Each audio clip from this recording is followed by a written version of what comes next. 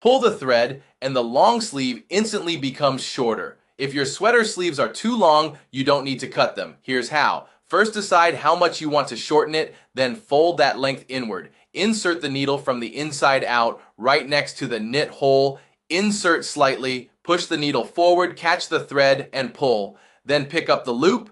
Next to the knit hole again, insert the needle, push forward, catch the thread, and pull. Pick up the loop again beside the knit hole, insert slightly, push forward, catch the outer thread, and pull. Repeat this stitch all the way around in a circle. This is a universal invisible stitch. Whenever sweater sleeves are too long and need shortening, collars are too high and need lowering, hems are too long and need shortening, or pant legs are too long, this stitch works for all of them. After going all the way around, pull the needle out from the last loop. Then lift each loop one by one.